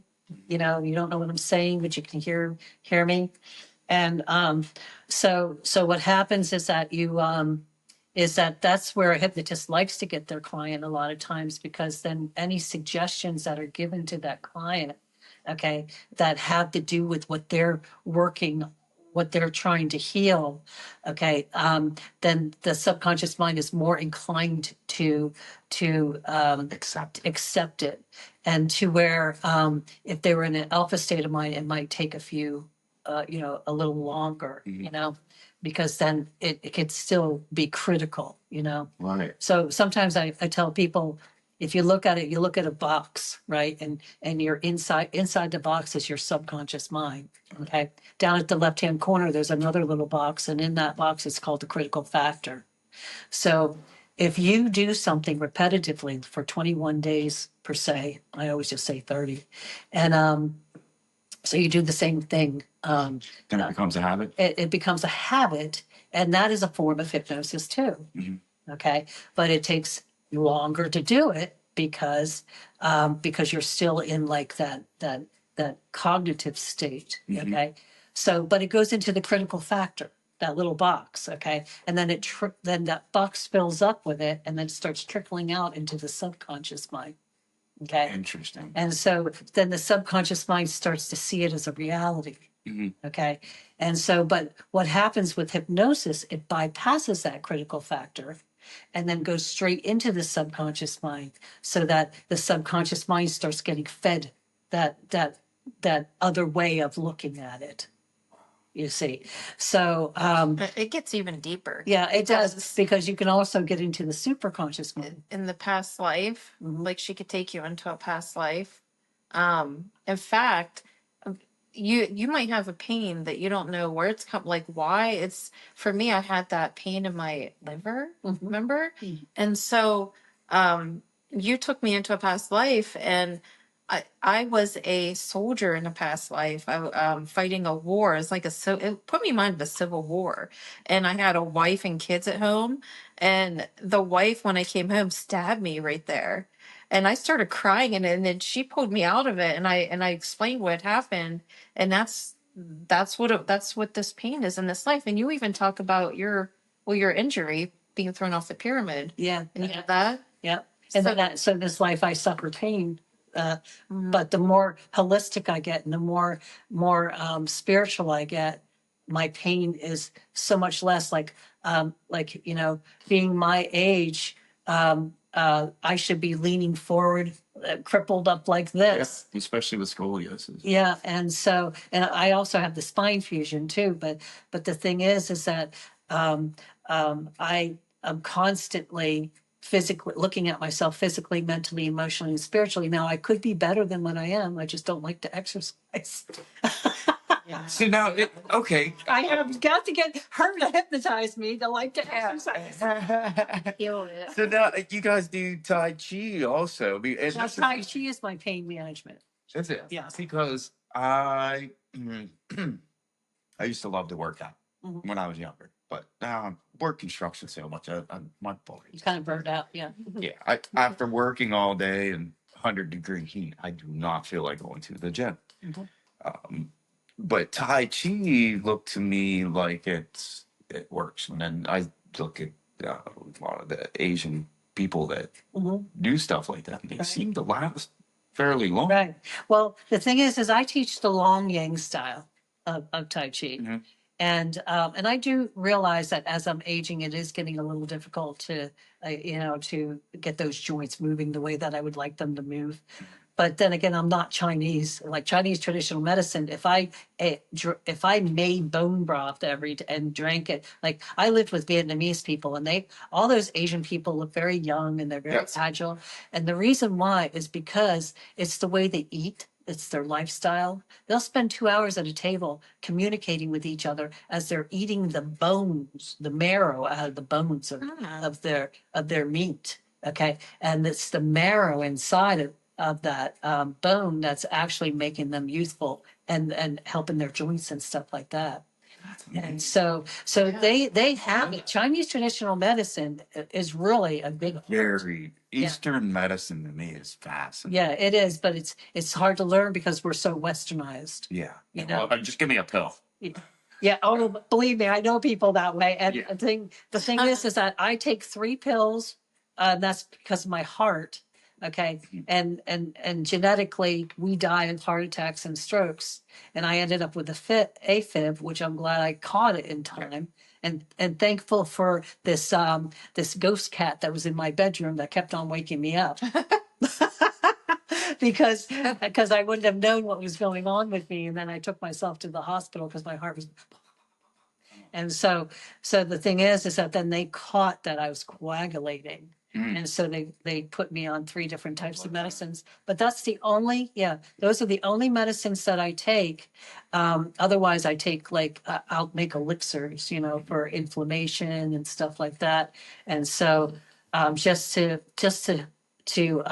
so I'm always learning and studying on how to eat. Like right now, hormonal weight, being overweight from your hormones after menopause and stuff like that. Well, I'm learning now that I've been learning for years on how to eat, because And finally, what I'm seeing that's really working is that high protein, low carbohydrates, like such as pastas and breads, anything that has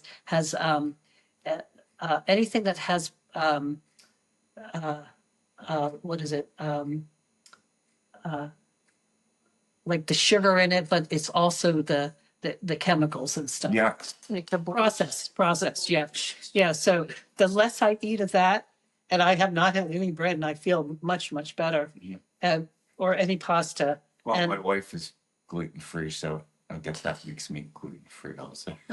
Most likely, yeah. Yes. So the whole aspect of it is that I'm noticing the difference, and I can even see my body starting to change a little bit just in a week and a half, because that's when I started it. Really? I'm very 'Cause I curious was about this. Mediterranean before, yeah. Really? Because there was a study that I was listening to because my dad well, within the past year found out, no, I guess it's over a year now, found out he has Alzheimer's. Mhm. And they had this study where they would just Cholesterol feed him medicine. cholesterol medicine. Yes, because he's been Think of- taking cholesterol medicine Yeah. for a long time. Okay, Really? see, so cholesterol medicine is will be taken off the market. Okay, and when the drug administrator, when they start looking at those things, because now it's getting hard to get medicines too with all the tariffs and stuff. So basically, so what's happening is that people are going towards natural living again. Yes. And so basically cholesterol medicine, if you go back when they first invented Crestor, okay, Yes. 5 years later, Alzheimer's and dementia became on the rise. The same thing with prior to, like in the 50s, we were all skinny and muscular.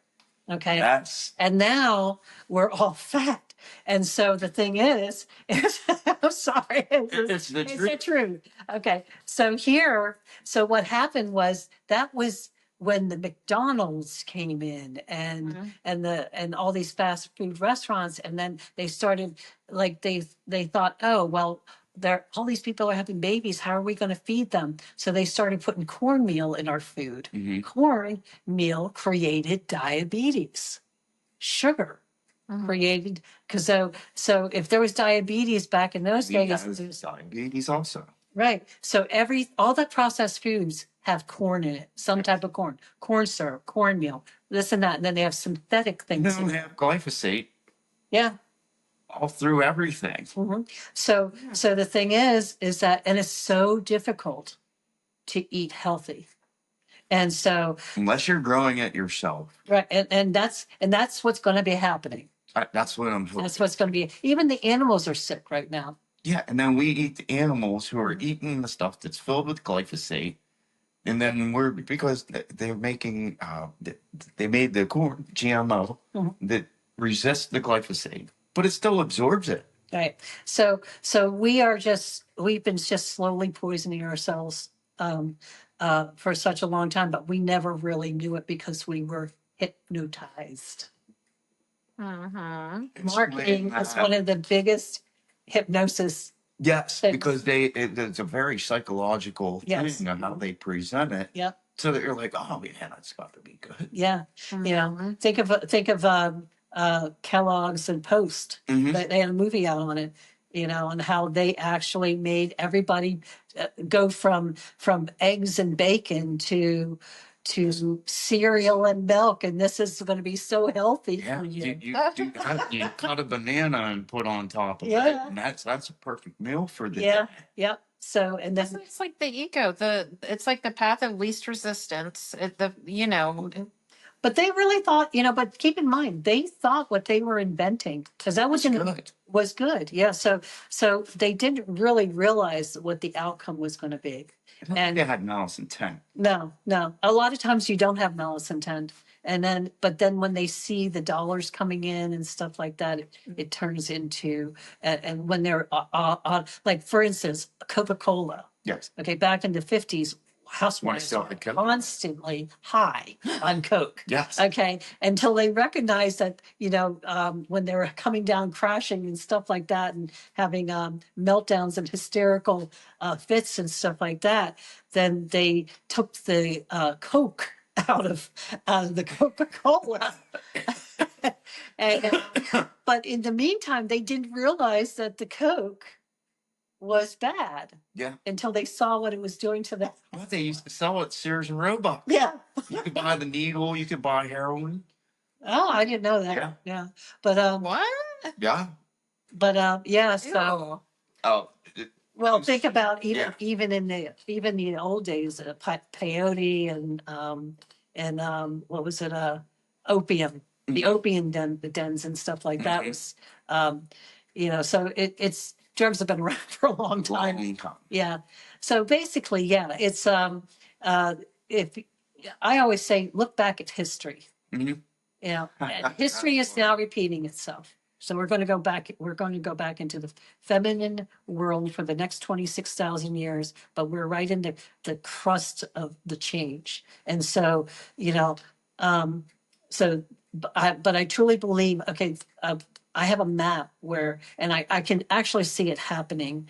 Is that the Earth will proliferate into a fifth dimensional consciousness, and any souls that can meet that energy will survive on the Is Earth. that the galactic map? Yeah. It even has Trump on there. No, not that map. This is okay. another map I have. Yeah. And it was actually this map was predicted back in, I think, 1980. And it was came from NASA. Yeah, that's the one I have that you had me print for you. No, this is a different map. This is another map. Maybe this is not from 1980, but so that was another prediction. But you can see everything on these maps have already come into fruition, and they have like certain dates, and we're coming close to that proliferation to where the Earth is going to transform into a celestial body. Okay, and the inhabitants, that's why every child that is being born is already a high vibrational child. Yeah, and you know how she keeps saying the feminine? Yes. Like, keep in mind, this is the age where everyone's like, I'm gay. Like, I'm into the same sex and stuff like that. And a lot of the boys are real feminine. Yeah. But even if you're a man and you're feminine, okay, that some of that population has gone to extremes, okay, which is, I have to be careful, but because you were born as a man, okay, but you have feminine traits. Well, I know the best of men who have feminine traits. And they're staying home and taking care of the babies. They're staying home and they're doing like the reverse of the male and the male and the female. Females are becoming more male-like, and the men are becoming more feminine-like, and so more male nurses, more female doctors. So there's, you can see the transition in how it used to be and how it is today. And so and a lot of times, if people are still in that fear-based world, or if they're still in that mental health world, like they're not quite understanding, like they go through the process of confusion over their sexuality and stuff like that. I have nothing negative to say about the gay population, but it really, just like heterosexuals, okay, it's a private thing. Right. It doesn't need to be blown out of proportion. Right. And so we didn't blow out our sexuality with male and female. Okay. And so it's kind of like, it's just like they have to prove themselves. Yeah. And so it's just kind of like, just find the love in everything, and actually, a lot of the gay population don't realize that they are Venusians, like Venus. If you now, this is not a topic we want to go into right now, but there's life on other planets. Okay. And the Venusians are sexually free when it comes to, they don't think of it as being gay, but they have, they have their own relationships with female and female, male and male, and even male and female. So, it's really they're coming in as an extraterrestrial awareness or a remembrance of being on another planet Where it was that. where it was just normal. Interesting. Yeah. So, it's just because we are a multi-dimensional, and multi-dimensional can be written off in different genres. And so not only are we a multi-dimensional race, but we are that's a melting pot. Okay. Everything that's going on here, okay, is a melting pot. So we have extraterrestrials coming in and living human experiences. We have angels coming in. We have other benevolent beings, fairies, and everything else coming in and experiencing life as a human. Okay, so we are a melting pot of so many different characters. Okay, from other kingdoms and other lifetimes that were real. Okay, that are still real. She has a angel healing workshop on this, which will be online. That's the second class that talks about all the different the ascended masters Right. and the so And I will be doing an extraterrestrial workshop this year. Interesting. You know what? You sold me.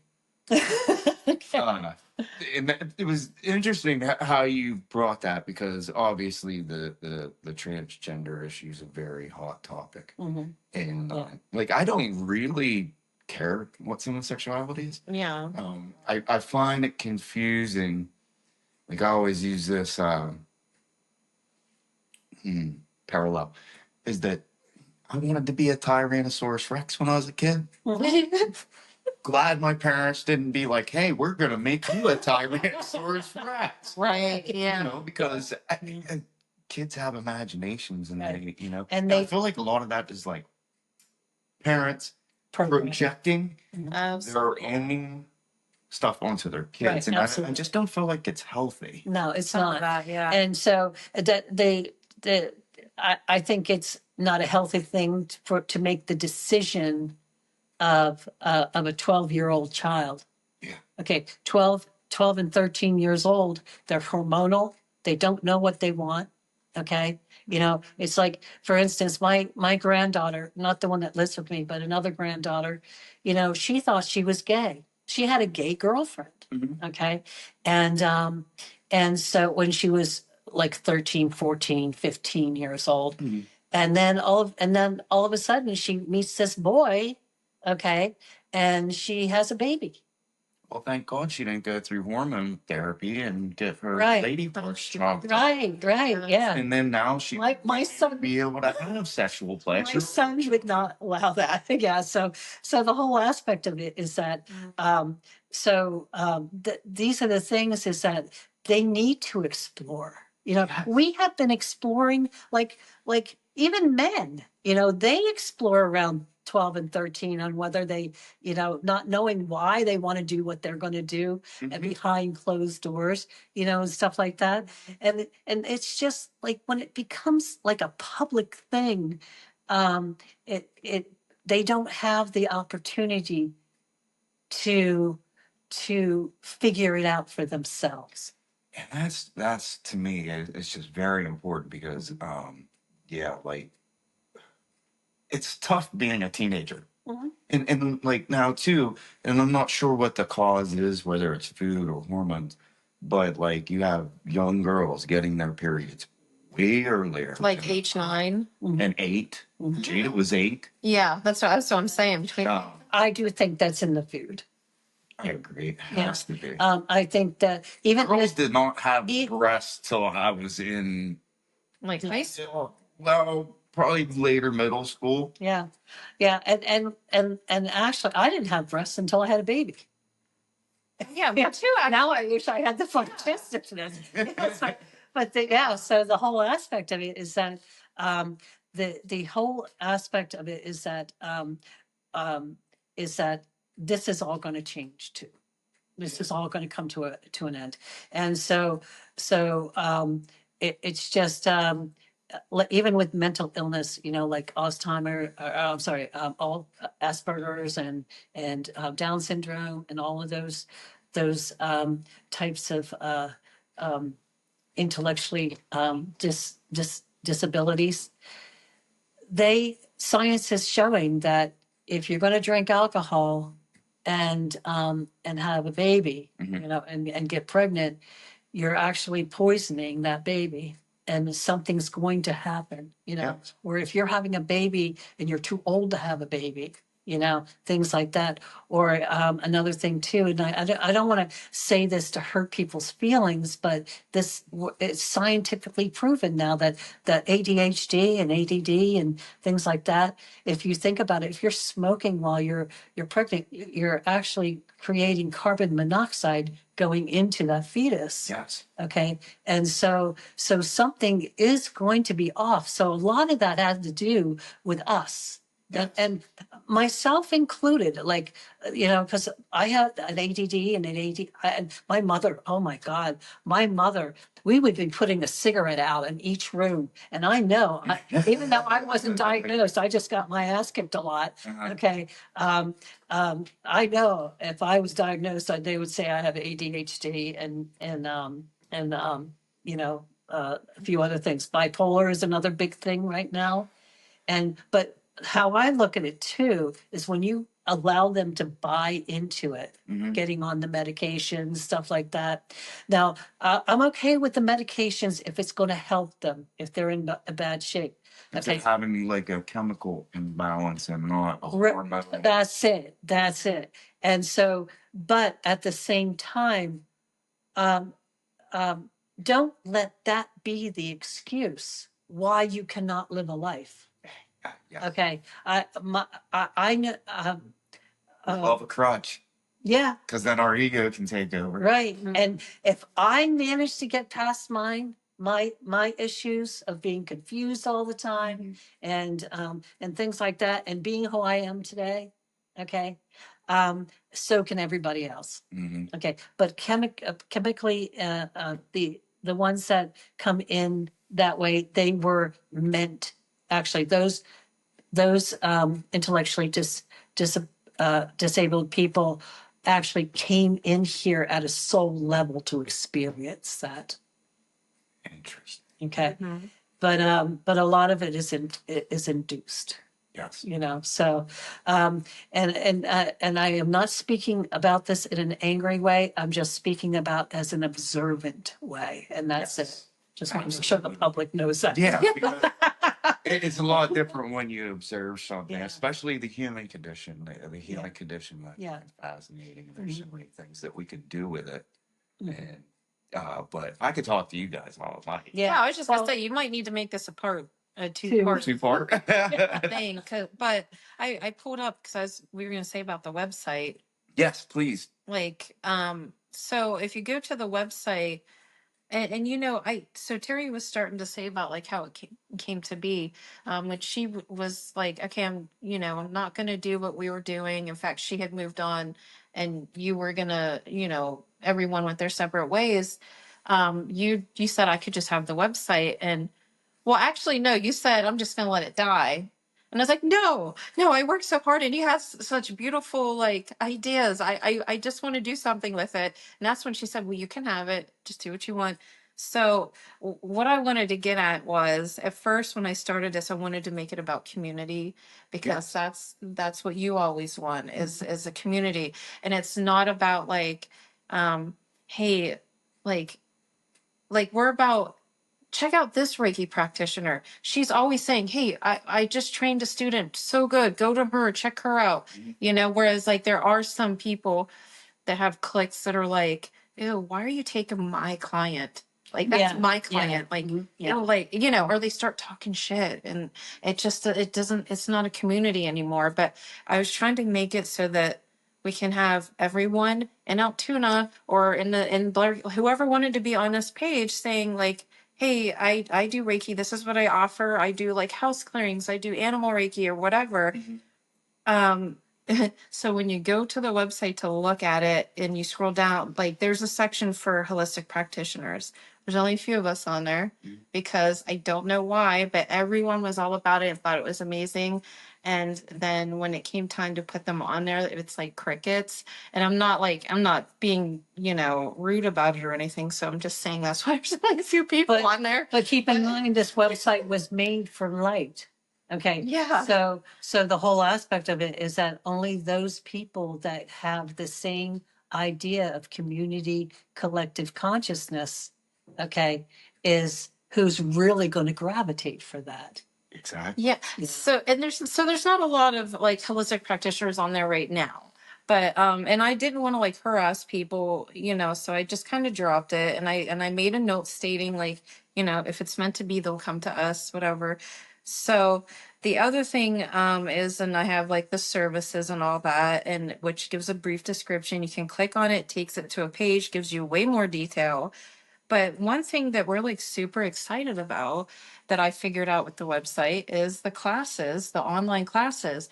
She has these amazing workshops and classes, and I'm like, hey, let me put them online here, which, there's a fee. And I try throwing in some free classes too, so that people can check it out without having to pay. But every time she does a workshop, which we're on the angels now. So I have the second one's going to be going in. She gives me everything that she gives in person, and I take it and make it digital. And sometimes it might even have a little more information than what's in the class, so it's worth it. But yeah, so then, and we're going to be doing astrology. She's in the middle of 2 astrology classes. And as soon as I can get time, I'm going to be making those digital. We have plenty of time for that because I'm doing them up in Everett right now. Okay. And then on August, I'm starting all brand new classes down here on astrology. So, yeah, because it's like every 3 weeks so that people can not only afford it, but they can also have time to study it because it is a study.